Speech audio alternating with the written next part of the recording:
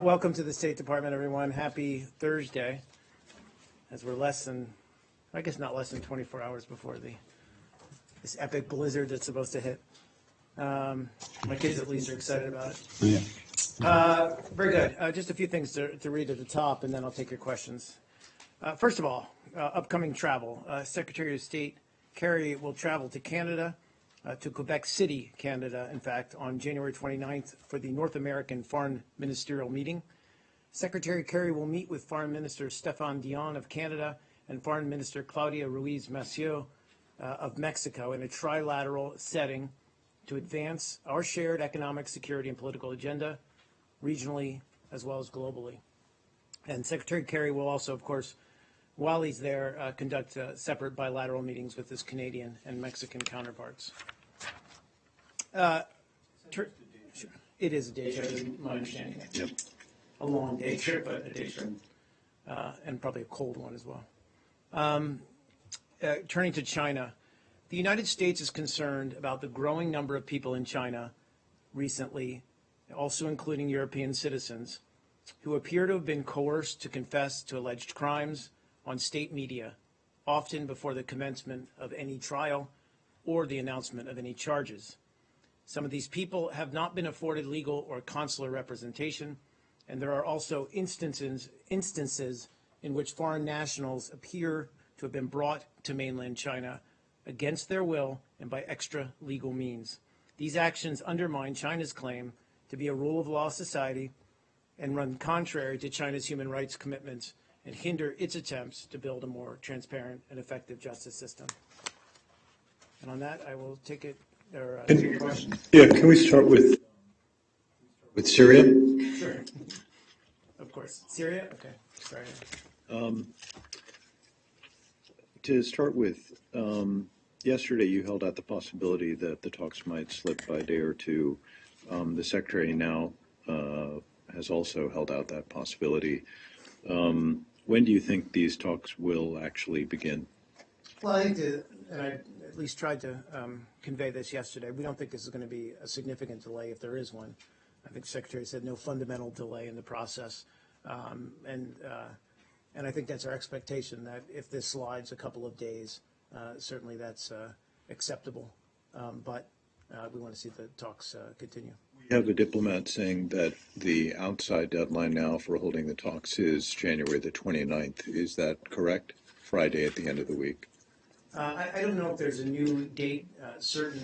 Again, I think our expectation, and the Secretary said as much, is, a couple of days here and there doesn't matter, but we want to see, obviously, the talks continue, but I don't want to pick a new date. There was a report in a Al-Watan newspaper suggesting that the Russians have proposed that they name half the Syrian opposition delegation.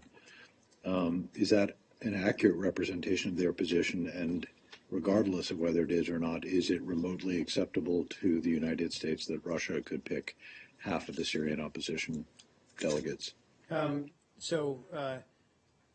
In answer to the first part of your question, I'd have to refer you to the Russians to characterize what they may or may have raised in terms of the Syrian opposition representation. I would just say that the Secretary did discuss generally the composition of the Syrian opposition with Foreign Minister Lavrov yesterday. We feel that last month's conference in Riyadh brought together a broad, representative group of the opposition, and the results of this conference, including the creation of the High Negotiating Committee, should be respected as the opposition prepares for the political transition negotiations under UN auspices.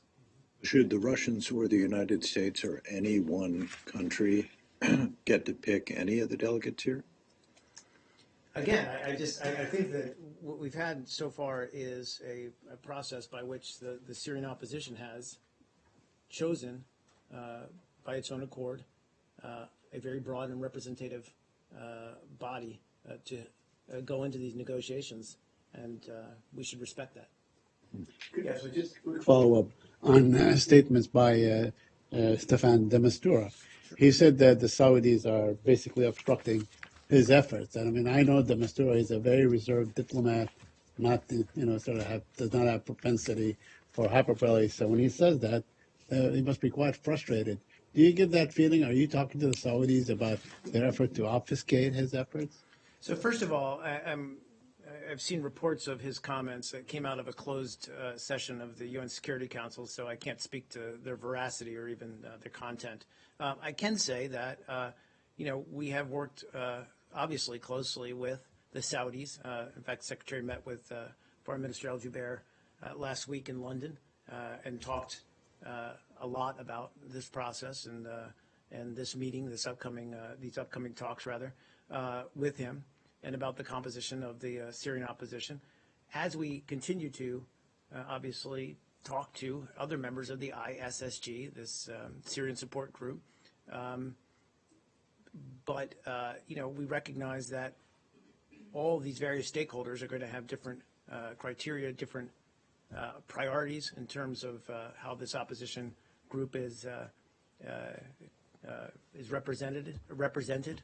But as I just said to Arshad, we feel that the process, the Saudi-led process that led to the creation of this HNC, this High Negotiating Council, is legitimate, it's broad, it's representative, and we think it should move forward.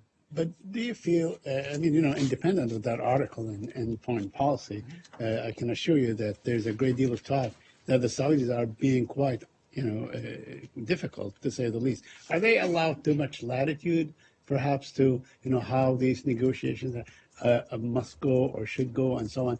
And in the process, basically hold back any chances to move forward with any kind of resolution. I mean, a couple thoughts on that, Said. One is, again, we can shine a light on the Saudis, on the Russians, on whoever within this group of stakeholders. But the fact is that we've been very candid from the beginning of this process that there are a lot of different viewpoints contained in this group of stakeholders. And that's part of this process. We need to reach consensus. We can't let the opinions of one or another of these stakeholders hold back the process.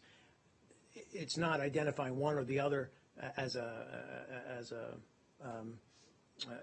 impediment moving forward. Not at all. But we need to work together within this group in order to keep this process on track.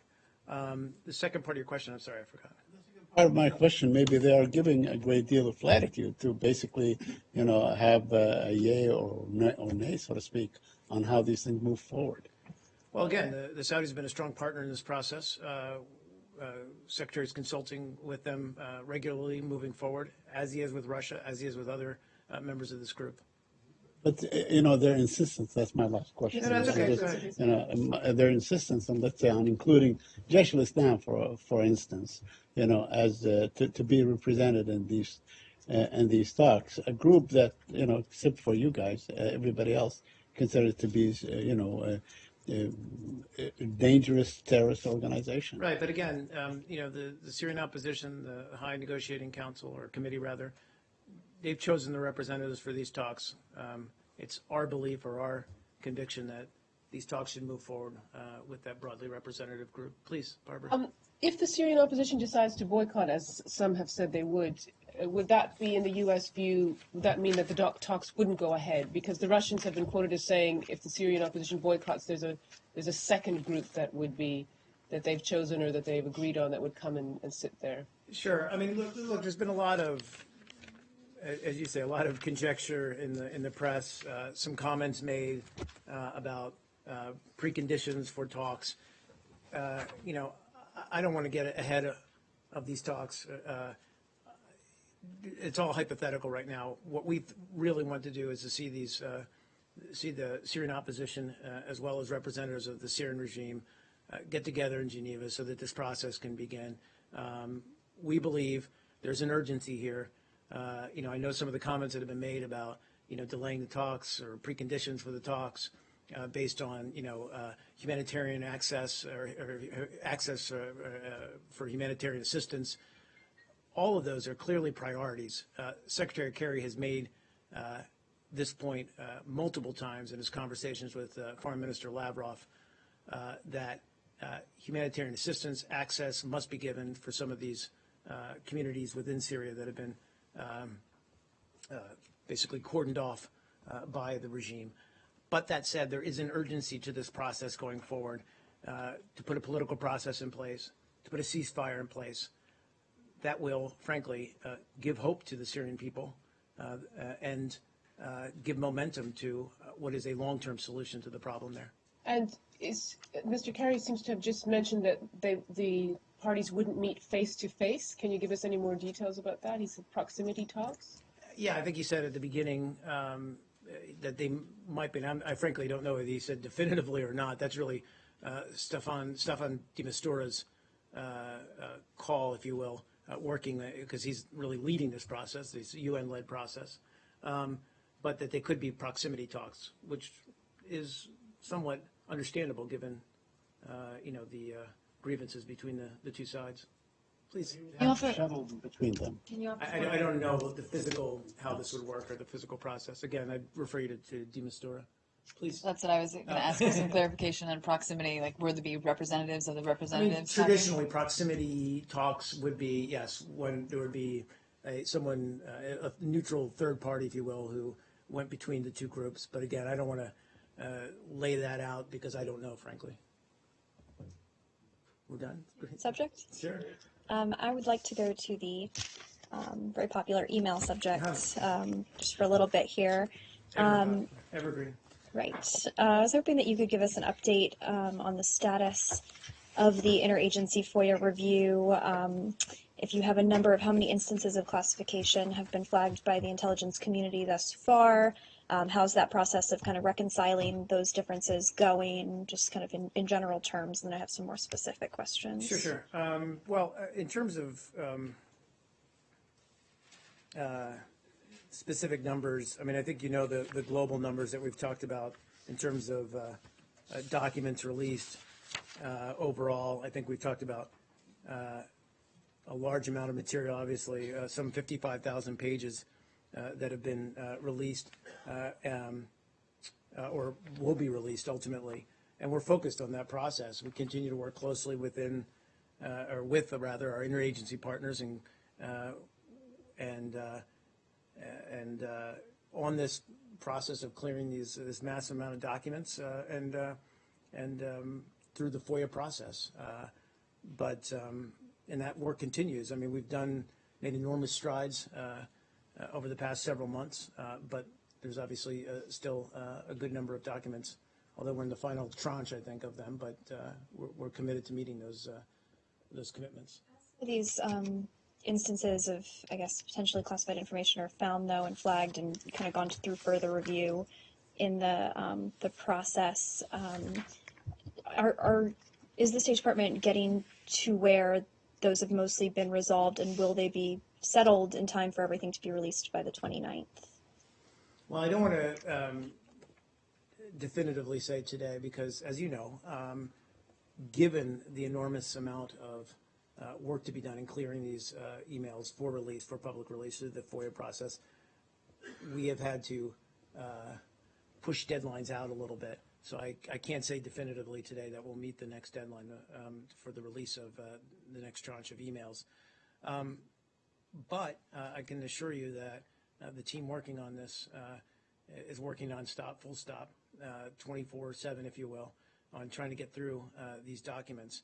In terms of classified documents, I mean, we continue to work with the interagency, and I spoke a little bit about this yesterday. The intelligence community has always been a part of this review process. And in fact, last July, we directly brought a team from the IC into our review process in order to review the full collection of Secretary Clinton's emails. So this is a natural dialogue that takes place in this review process, not particular to this set of emails. Obviously, this is a high-profile FOIA case, but it's not unusual for when we're looking at processing these FOIA requests that there's going to be disagreement or discussion, I guess, rather, between various agencies over what might or might not need to be classified. And we're working through that. We've worked through it already in a number of cases, and we're going to continue to work through that as we get through this final tranche of emails. But can you characterize those emails that have been flagged for further review? Is it a large batch? Is it, I mean, how would you characterize the numbers if you can't give a specific number? I don't want to necessarily say it's a large batch. I don't have a number certain. All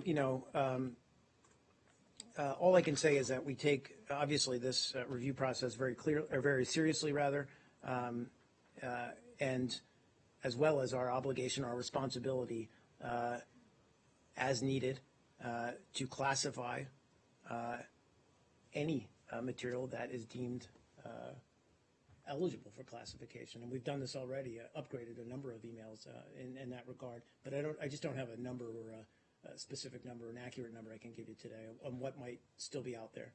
You can't come to terms with the intelligence community or with any particular agencies on a specific email. What happens to that email? Is it just not released? Is it redacted in full? What happens if those are irresolvable? It's a good question and a fair one. I think,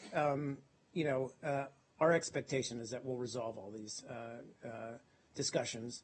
And again, I don't want to necessarily couch this in terms that there's some kind of conflict. We're just working with our colleagues in the intelligence community to address their concerns, as we do with other members of the interagency.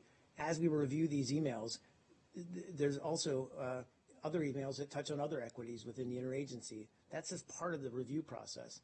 We've gotten through this before with this particular FOIA process and with other FOIA processes, and we'll get through it this time. Aside from this particular case, is it common for agencies to disagree so fundamentally on whether something is or isn't classified? I think so. We've talked a little bit about this throughout this particular process, that classification is not an exact science. It's not a black and white kind of thing. There are differing viewpoints over what should be classified, and how the same information can be obtained in different ways and through different modes. And that's always, again, a discussion we welcome. We want to have that because, as I said before, ultimately our responsibility here is not to put out anything that should be upgraded or should be deemed classified. And we take that responsibility very seriously at the same time as we comply with the FOIA request to make these documents public. Yesterday you were asked, it was still the State Department's assertion that none of the documents that have been released contained information that was classified at the time it was sent or received. You said of the documents that have been released, yes, that's the case. Do you mean, when you say that, just to put a really fine point on this, that none of that information was marked classified, or has the State Department made a definitive assertion that none of those documents contained classified information? No, fine point is fine. But we've said none of the emails released to this point in our monthly productions were marked classified at the time that they were sent. They were upgraded at the time of release. You can't say definitively that they didn't contain classified information at the time they were sent, just that they weren't marked as classified. Correct, and we've also said that, acknowledged that there are other reviews and investigations into some of these broader questions. Okay, and then just a few things on specific statements that Secretary Clinton and her spokespeople have been saying in recent days. What's the protocol for State Department employees sending articles that contain information that, while in the public domain, is considered by the government to be classified? What is the protocol for that? If you're talking about, like, for example, Article. What's that? Forwarding an article. Forwarding an article. I'd have to get the specific language for you, but it's strongly discouraged to, for example, access WikiLeaks material and other material that is allegedly classified. Not prohibited, though? I don't know. As I said, I don't have the exact language Okay. in front of me. I'll have to get back to you on that. And then I promise this is my last That's okay, one no on worries. this. Secretary Clinton's campaign spokesperson has also said that there are political motives at play with the intelligence community inspector general. Has this review process been politicized? From our viewpoint, not at all. We've approached this in a very pragmatic way in terms of we have a FOIA request. We need to fulfill that request. We need to make these rather significant number of emails public, but we have to do so in a way that protects any classified information that may be contained in them, and upgrade them as necessary and redact them as necessary. I just refer to you, if there's specific comments about the motivation for the ICIG, I'd have to refer you to them. Yeah, go ahead. Yeah, sure. The Daily Caller reported earlier this week that a group of emails that they obtained under a lawsuit showed that then State Department Executive Secretary Stephen Mull, after being informed that Secretary Clinton's private BlackBerry had failed a number of times, proposed providing her with a State Department issued BlackBerry, and that would have various kinds of protection so that it would continue working and so on. And in his note, he said that the official BlackBerry would mask her identity, but would be subject to FOIA requests. And the emails that they say they've obtained show Homa Abedin, the former secretary's deputy chief of staff, is saying that giving the secretary a state-issued BlackBerry equipped with a state.gov email address, quote, doesn't make a lot of sense, close quote. My question is, why, from an institutional point of view, would it not make sense for the Secretary of State to have an official BlackBerry from the State Department with an email address, with a state.gov email address that was believed to be more reliable than the personal email address and device that former Secretary Clinton was using? Why doesn't that make sense from an institutional point of view? Sure, and you're probably not going to be very satisfied with my answer, but I hope you can respect the fact that I'm aware of the article, I'm aware of these emails. I can't speak to the content of them or make a judgment or offer really an opinion, even an institutional one, over what was said or not said in them. Given that, as I said, there's other investigations, reviews looking at some of these questions. So, we obviously take our responsibilities under the Freedom of Information Act very seriously. We're looking at getting these emails out. I can't address your questions because of these reviews, because of these investigations that are inquiries underway. I don't want to get ahead of them. I would just simply note that Secretary Kerry himself has asked the Inspector General to look at some of these matters last March, and we've worked closely with the OIG and it's on this review, and we welcome its findings once it comes out with them. But I just don't want to get ahead of those investigations. Can we go to Sure.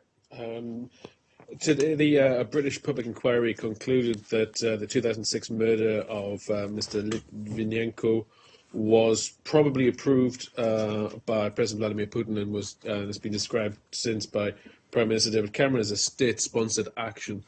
Obviously, these are two countries you have relations with. Does the United States have a stance on alleged Russian assassinations abroad? Well, I mean, I think it's safe to say that we're deeply troubled by this, the findings of this UK government inquiry into the death of Alexander Litvinenko. His murder was a terrible crime, and as we've said before, we believe the perpetrators of the crime should be brought to justice. One of the perpetrators of the crime? Again, I'm aware of the findings. It's a public report. You've seen them as well.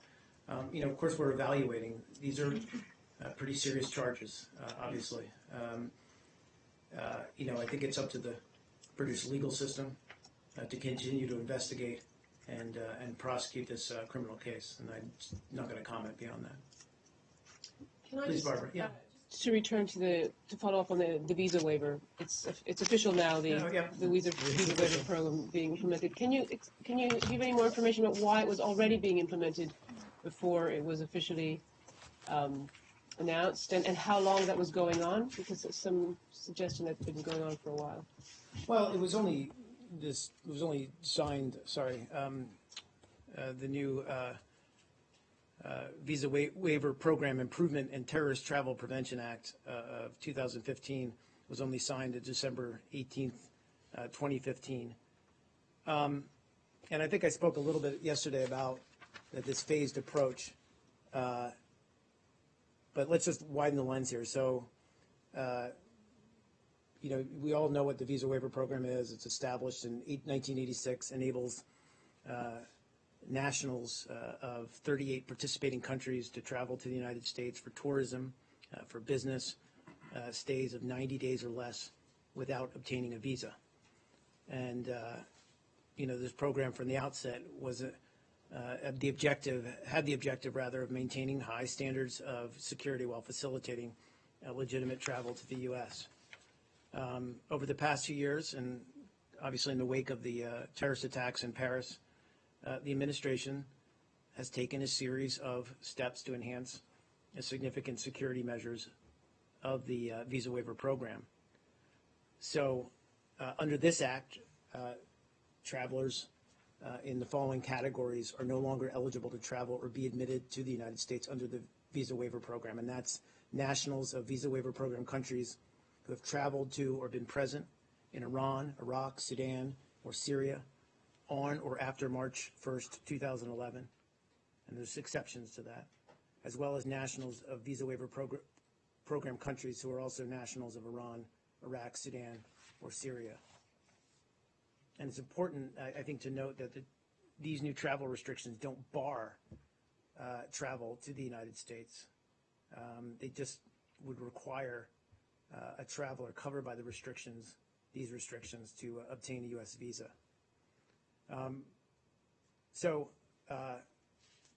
Beginning on January 21st, obviously today, travelers who currently had valid ESTAs, which are electronic system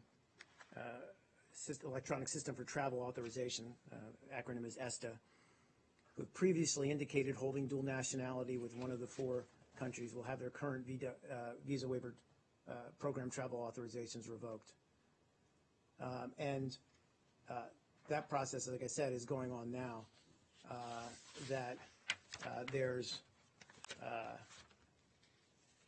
There are starting on today, that these new ESTA applicants and current ESTA holders who fall under the Act's restrictions will have their ESTAs denied or revoked, and those travelers will be directed to apply for a U.S. visa. And this is already happening. I'm getting around to your question, I apologize. But this is already happening today. So these people are being notified by email. And so some of the process, when we talked a little bit about the phased approach yesterday, was actually going through all the current holders of ESTAs and determining who among them, that small subset, frankly, among current ESTA holders, this new law or these new restrictions apply to. And again, they will be notified, but they will be notified going forward, starting today via email, and then,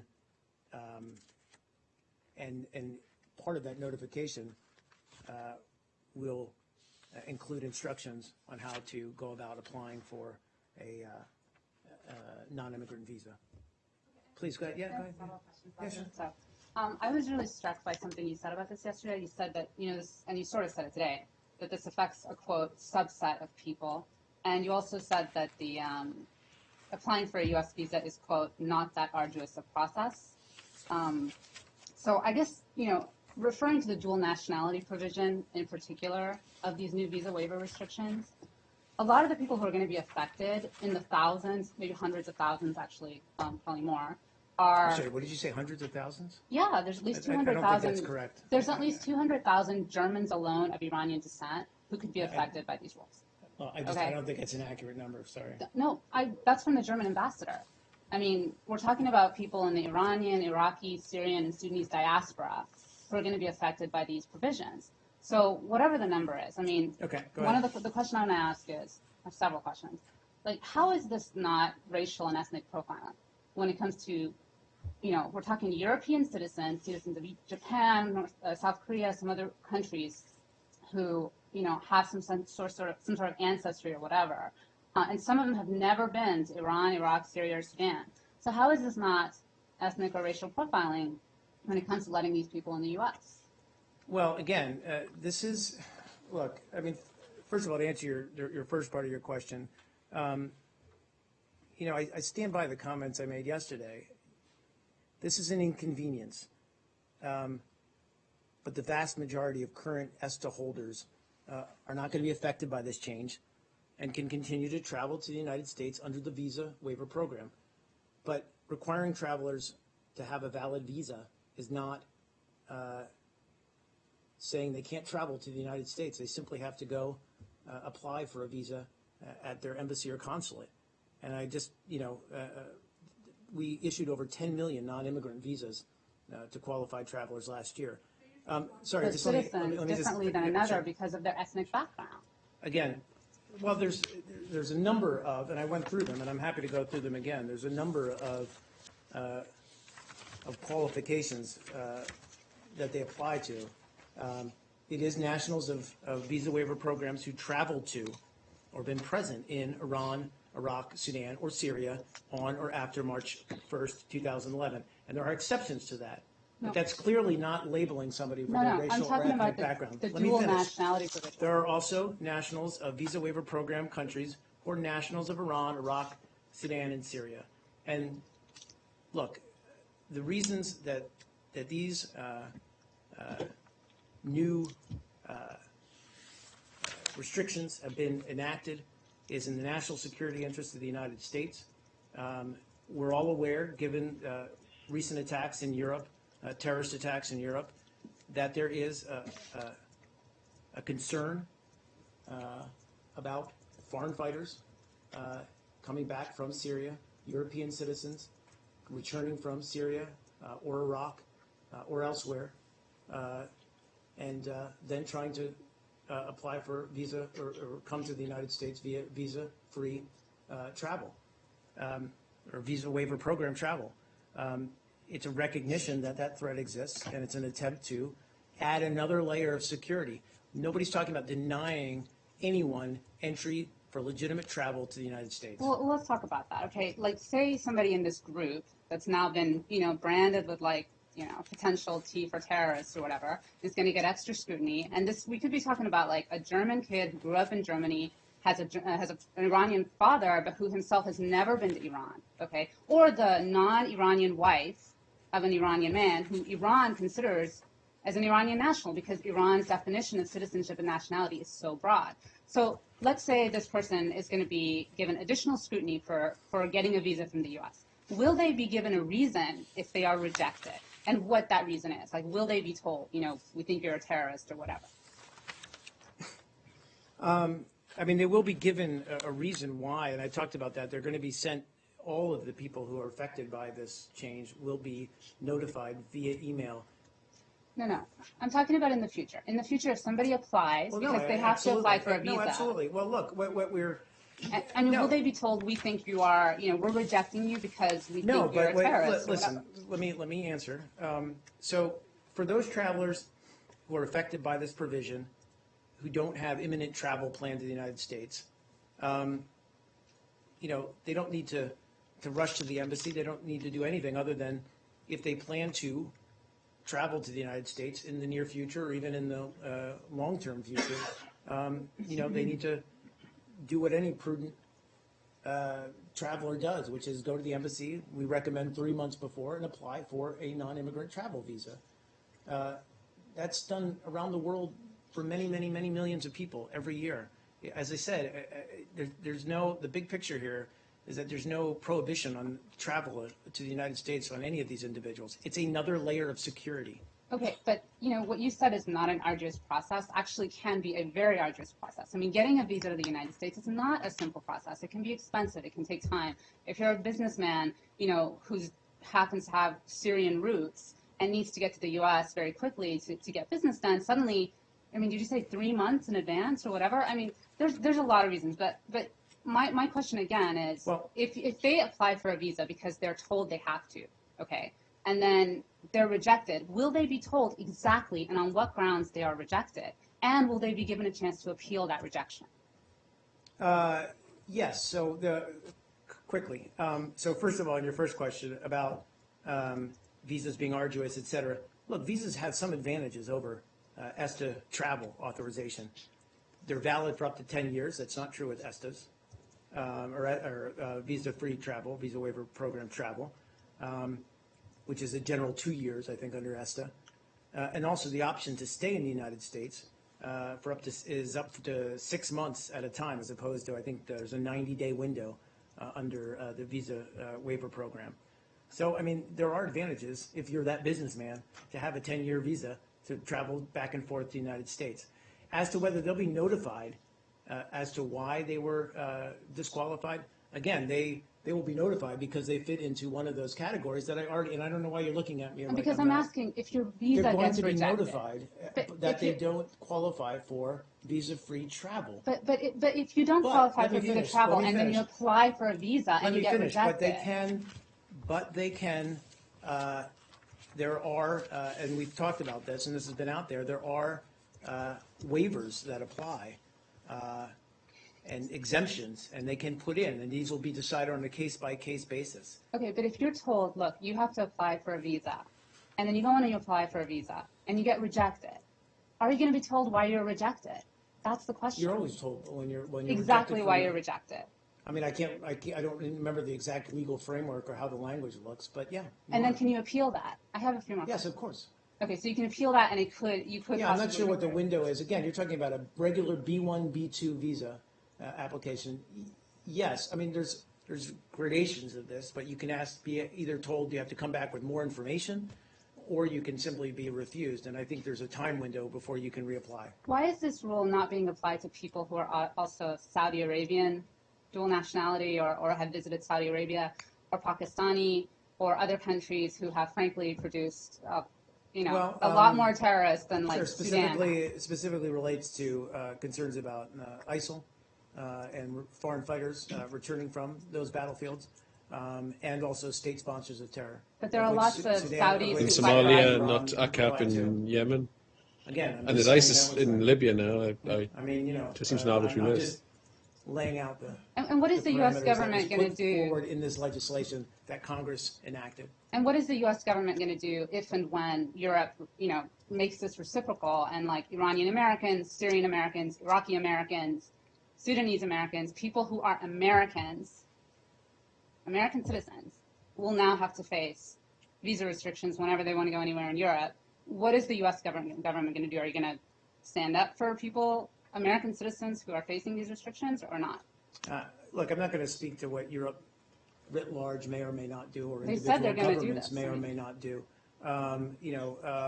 All I am saying is this law was passed December 15th with the intention of increasing the level of security for people coming on visa-free travel to the United States, and we are in conjunction with, and frankly, Department of Homeland Security has the lead on this, enacting that law. The form asks you to declare whether you're a dual national, and if you just write British, even though you've got an Iranian parent, are you then so that's in a a fair loop? question, and I don't have a complete answer for you. They're actually modifying the form now, and somewhere I have a date certain on when that new form will be rolled out. But my understanding is that yes, it will obviously include questions that identify. And it would be illegal for you to fill out the form dishonestly and just say I'm just German. Right, but they don't. The people who control Iranian nationality, whether you have Iranian nationality or not, are the Iranian government. So you've effectively subcontracted part of your visa process to Tehran. Sorry, you had a question? Or, I'm not sure, was that a question? Sorry. Have you outsourced part of your visa process to Tehran? No, we don't think so. Is it, can I follow up on that though? Actually, I mean, just because the Iranians regard someone, an American citizen of Iranian descent, as an Iranian citizen, does that automatically mean that the U.S. government regards such a person as a dual national? Because Iran claims them as a citizen? Yeah, or let's take a simpler Yeah, sure. example. Let's take a British citizen or subject of Iranian descent. Does the U.S. who is regarded by the government of Iran as an Iranian citizen, okay, or as having Iranian nationality? Let's suppose this British citizen of Iranian descent has never sought Iranian nationality, has never traveled as an Iranian, has never made any claims to be an Iranian national. They regard themselves as a British citizen. Does the U.S. government regard that person as a dual national? So, and I guess it gets back to your Because question. for the purposes of this My law. question is that, Yeah, yes, yeah, basically, and yes. you know, I'm not aware that we are relying on Iran to identify its citizens that it believes are dual nationals. I can get more clarity on this, Yeah. whether Well, how we're British actually traveler Judy determining is that. Iranian-ness. Yeah, I just don't Is have that that on in him? front of me here, but it's a fair question. Can you but take that one? Yeah. we Okay, can. and then second related question, which is, you know, kind of more of a political question, but members of Congress who were involved in drafting at least the House version of this law are accusing the administration of abusing its waiver authority.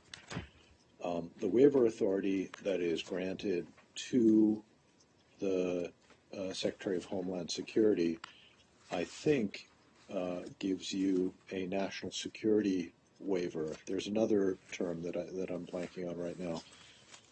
But your media note states, for example, it states business people as potentially being entitled to such a waiver. So two questions here. One, how do you justify business as falling under a national security waiver? Second, Republican members of Congress also claim that specifically in the negotiations leading up to this law, they made clear that the waiver authority was meant to be exercised on an individual basis and not to apply to whole classes of people like business people. So how do you counter their argument that you are interpreting your waiver authority too broadly in both instances, the national security and suggesting that it's available to entire classes of people when it's not? It's a case-by-case basis. Sure. So, so under the new law, the Secretary of Homeland Security actually has the authority to waive restrictions if he determines that such a waiver is in the national security interest of the United States. So whether these ESTA applicants will receive a waiver will be determined, and this speaks to your question. There are certain categories, and I can go through those categories, but they'll be determined on a case-by-case basis. So as a general matter, the Secretary of Homeland Security concurs with the judgment of the Secretary of State that it is in the national security interest of the United States to administer waivers for certain applicants in the following categories. Again, with the understanding that everything would be on a case-by-case basis. And that says, that just to clarify, that's individuals who travel to Iran, Iraq, Sudan, or Syria on behalf of an international organization or regional organizations and subnational governments on official duty. Some examples, obviously, are the UN and other international organizations or regional organizations. Individuals who travel to Iran, Iraq, Sudan, or Syria on behalf of a humanitarian NGO on official duty. Individuals who travel to Iran, Iraq, Sudan, or Syria as a journalist for reporting purposes. And then individuals travel to these countries for legitimate business-related purposes following the conclusion of the JCPOA. And I would have to get more clarity. I think they're still determining. One of your questions, Arshad, it was, you know, what is legitimate business purposes? And why does that necessarily fall under a national security waiver? I mean, you care if a German business person is selling, why is it in your national security interest for a German business person to be selling widgets to Iran? Well, it's not, but we also don't want to impede that same businessman from doing business in the United States. That Congress in does. your national, yeah, I mean, why is it in the, it's, their argument is, I think, is that it's an inappropriate exercise of a national security waiver, that you're essentially doing things that are good for business but aren't necessarily intrinsically good for national security, and that the waiver authority is for national security. Well, again, with all due respect, legitimate business that promotes the U.S. economy is good for American business. We believe is a category worthy to qualify for exemption, but with the caveat that any of these individuals would have to be vetted on a case-by-case Got it. basis. Yeah. Yeah. Okay. Anyway.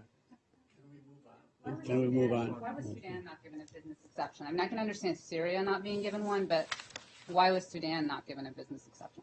Was not given a what? A business exception? I'm not sure that that's the case, but I'll check in on that. I don't know. I mean, it just says to Iran and to Iraq. I'd have to look into it. Sorry. No. And just one last thing for me, I'm sorry, but Yeah, it's okay. I don't understand why, I still don't understand the theory of the case for this. Like, people who go to fight for ISIL in Syria and Iraq, they're not getting their, like, passports stamped, in Damascus. I mean, why do you guys think this is going to work? Like, Well, won't they just lie? I mean, I'm just confused as to how this is going to keep terrorists out. sure. Again, I would defer to others who are much more expert in the flow of foreign fighters than I am. But I think it's a recognition that this is a possible conduit or way for these foreign fighters to come back from, Syria, Iraq, other places, land in Europe, and then move to the United States, where they can carry out terrorist acts. It's not denying anyone the right to travel to the United States. It's simply putting in more precautions or more of a security procedures in place that we can hopefully filter out these few bad eggs. And we recognize that this, as I said as much, this is going to be an inconvenience. We're ramping up our support through our consulates and embassies all throughout Europe so that we can meet legitimate travelers' needs for visa. Inconvenience for a lot of people. If somebody gets rejected for a U.S. visa, let's say they're completely innocent, it's a mistake, okay, and they get rejected for a U.S. visa, that screws up their travel for the rest of their life. Because everywhere they want to go asks you if you've ever been rejected for a travel visa. And then if you say that the U.S. has rejected me, that just, you're messed up. You can't go anywhere. I mean, all I'm saying is, like, I'm pointing out that you guys have this huge responsibility. People who often, these consular officials are often young State Department employees with not a lot of experience, with tremendous power, who are issuing these visas. And, now this whole group that's been kind of branded as potential terrorists, if you just decide one day, well, we don't know, but we're not sure, so we're going to reject this person's visa, that just screws up their travel forever. So, I mean, again, these are European citizens who in the past have been able to come here without a visa, and now their ethnic and ancestry is being held against them. So I just want to, get again, like, how do they know they're going to be treated fairly? And I really am going to stop asking No, questions it's now. okay. Thank you. It's okay. I take exception to your saying that, the fate of these individuals is being judged by inexperienced or young officers overseas. Frankly, our consular officers on the line do an exceptional job at adjudicating visas and aware that in some of these posts they face an enormous workload, but they receive extensive training in how to adjudicate visas.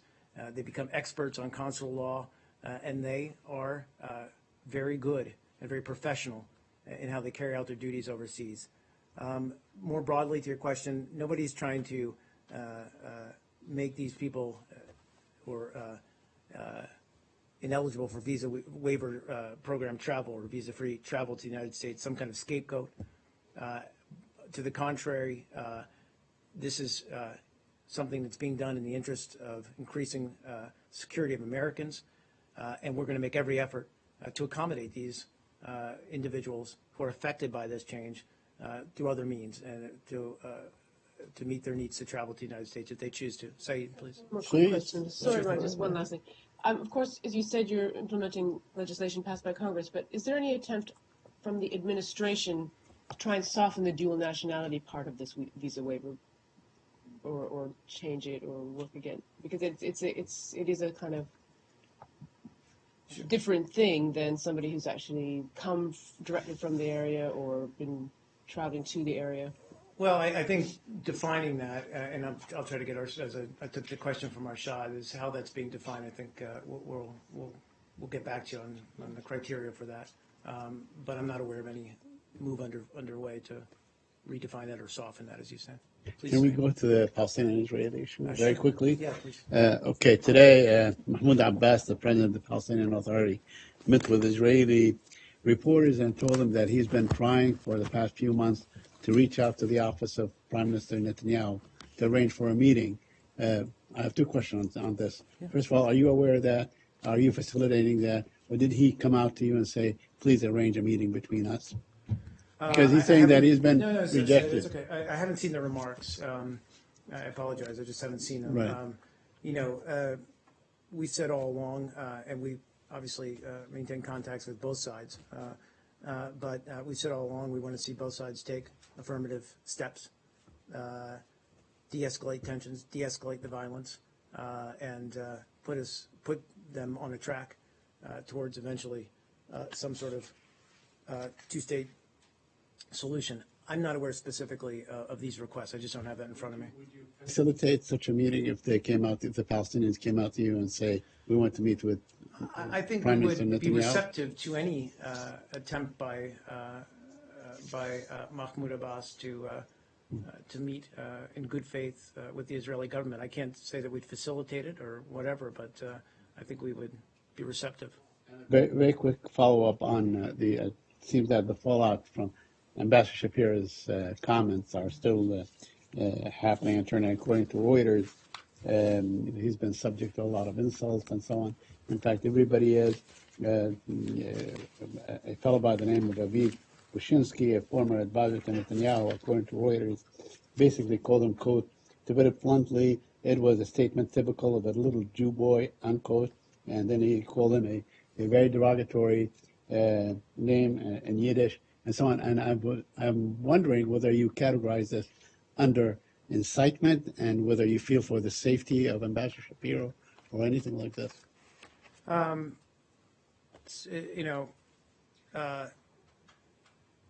Ambassador Shapiro's remarks stand. We talked about this yesterday. I think John Kirby spoke about it the day before yesterday. The issue he spoke to is not new. We have consistently made clear, as I did yesterday, about our concerns about violence on both sides. We've strongly condemned terrorist attacks perpetrated by Palestinians, but also remain deeply concerned about Israeli settler violence against Palestinians and their property in the West Bank. And that's what Ambassador Shapiro was speaking to in his address. As to insults that have been leveled against him, and I've seen the same reports, that's free speech in a democratic society. Obviously we disagree and would encourage that if there is discourse on this issue, that it be held at a higher level than hurling insults, but he's free to speak freely in a democratic society. Yeah, but you don't consider such statements to be incitement against the ambassador, do you? If you're saying whether we're concerned about his safety. Right. Okay, do you consider that to be part of incitement, which also may drive some people to do certain types of action? I think in general, as we've said many times before, we would encourage everyone to tone down the rhetoric. Mm-hmm. Now, my last question. Now, you said that you condemn Palestinian terrorism. I assume you are referring to the young men and women that allegedly attack with knives and so on. But on the other hand, you're deeply concerned about settler violence, which has the same impact, does the same thing. In fact, far more scary. Why wouldn't you call that terrorism? Why wouldn't you condemn that as terrorism that also endangers? Well, again, saying I'm not going to, and frankly, and what Ambassador Shapiro raised the other day was, stressing the need for fair judicial processes for both Palestinians and Israelis, and to bring justice to all perpetrators of violence. We've said many times we're not going to get into adjudicating every act, every crime, every act of violence as terrorism or not terrorism. In general, we condemn all acts of violence, all acts of terrorism. We call on both sides to de-escalate. Yeah, go ahead. Thank you, Mark. Deputy Secretary Blinken trip to China today, and also Secretary Kerry will visit to China next week again. What purpose of those people's visit to China in the second times? Can you tell us? What purpose are the trips for? Yes. Well, I mean, it's China. I mean, it's, we have a very important, very strategic relationship with China that, as you know better than most, that spans every global issue, from Iran to frankly, to Syria, to other issues around the world. A strong economic interest in the region with China, and obviously that relationship spans to other concerns, as you heard me at the top of the briefing talk about human rights. So, our relationship with China is something that we need to build on and work at constantly, and it's a very high-level relationship. So, the Deputy Secretary and the Secretary both going there is emblematic of that. Regarding sanctions against North Korea, where Secretary Kerry, when he visited to China, so he will pressure the Chinese government for cooperating with the UNSCR's and North Korea sanctions. I don't know, pressure. I mean, look, both the United States and China agree on the importance of denuclearized North Korea. And we've been very clear in saying that we encourage China to urge North Korea to refrain from provocations like we saw last month and abide by its international obligations and commitments, particularly given China's unique relationship with North Korea. So, this is a conversation, a dialogue we're going to continue to have with China. We look forward to working with them, as well as other international partners, to respond appropriately to the latest provocations from North Korea. Mark. Yeah, sure. Yeah, let's finish. Sorry, on North Korea. Yesterday, that the People's Liberation Army carried out a live fire drill off the southeastern coast recently. Can you confirm this drill has taken place? I don't have any confirmation of that. I don't have any information of that. I just don't. You said where in the? In China, off this southeastern coast. No, I don't have any. I'm sorry, I just don't have any information about it. I can take the question, but. And a follow up about China.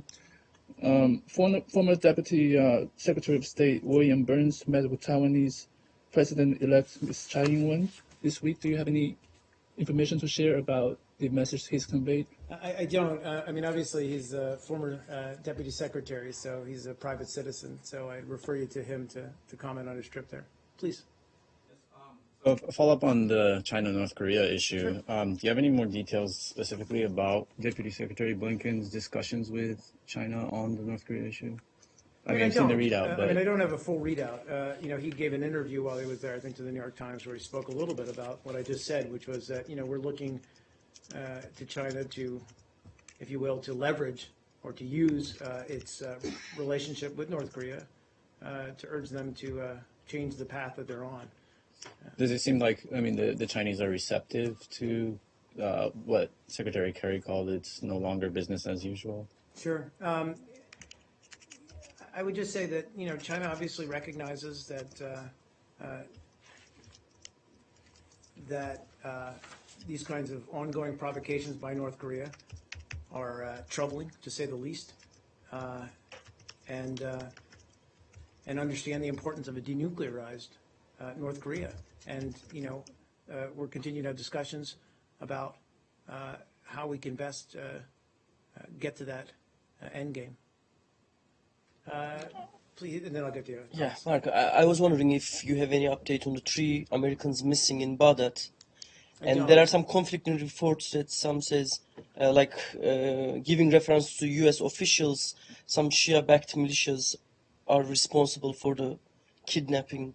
Sure, I've seen that, and I spoke a little bit about this yesterday. I mean, look, there's a lot of information circulating out there about who might be behind their disappearance. I don't have any further information that I can provide right now. Considering Iran's influence on the region, I was wondering if Secretary Kerry spoke to Mr. Zarif by any chance about this case.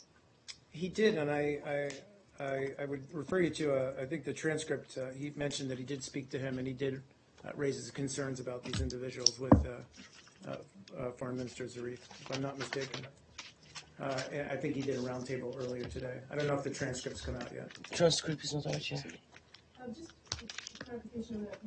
Mr. Abadi is still saying it's not completely clear that they were actually kidnapped. Is that the U.S. position as well? Which is what look. I mean, you said disappearance. You didn't say kidnapping. Yeah, I mean, this is an ongoing investigation, so I can't give you a play-by-play, and I'm not going to give you a play-by-play. We continue to cooperate and work with the Iraqi authorities.